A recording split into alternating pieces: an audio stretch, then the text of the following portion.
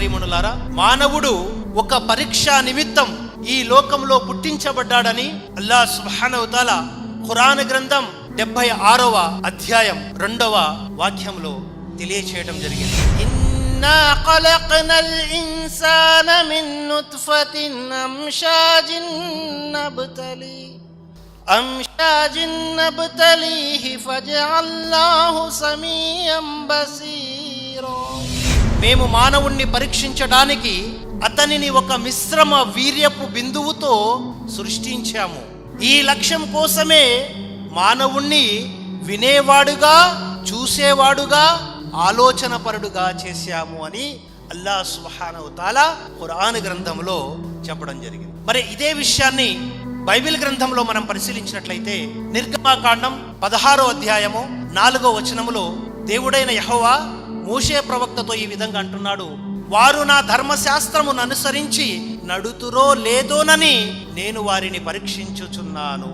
అదే విధంగా హైందవ గ్రంథాన్ని మనం పరిశీలించినట్లయితే ముండకోపనిషత్ 1వ మండలం 2వ అధ్యాయం 12వ మంత్రంలో పరీక్షలోక, మానవుడు ఈ లోకమందు ఓ పరీక్షా నిమిత్తం పుట్టించబడ్డాడని తెలియచేయటం జరిగింది. ఈ గ్రంథాల యొక్క సందేశం ద్వారా మన ముందుకు వచ్చినటువంటి సత్యం ఏమిటంటే, మానవుడు ఈ లోకమందు ఎందుకు పుట్టించబడ్డాడు అంటే, మంచి చెడు, ధర్మ అధర్మాల మధ్య మానవుడు ఒక పరీక్షా నిమిత్తం పుట్టించబడ్డాడు.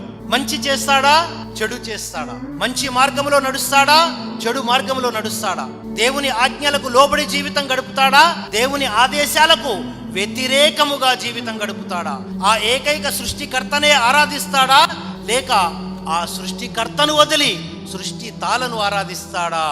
ఈ విధంగా పరీక్షించే నిమిత్తం దైవం మానవులను ఈ లోకమందు పుట్టించడం జరిగింది.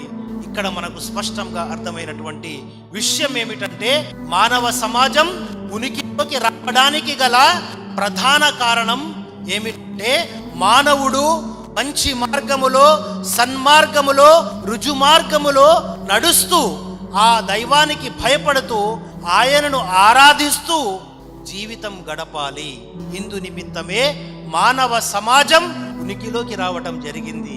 ఉదయం కళ్ళు తెరిచిన దగ్గర నుండి రాత్రి కళ్ళు మూసేంత వరకు ప్రతి విషయంలో, ప్రతి నిమిషం, ప్రతి క్షణం ఆయన ఆజ్ఞలకు లోబడి ఆయనను ఆరాధిస్తూ ఆయనకు భయపడుతూ జీవితం గడపాలి. ఇందు నిమిత్తమే మానవుడు ఈ లోకంలో పుట్టించబడ్డాడు అని తెలియచేయటం జరుగుతుంది.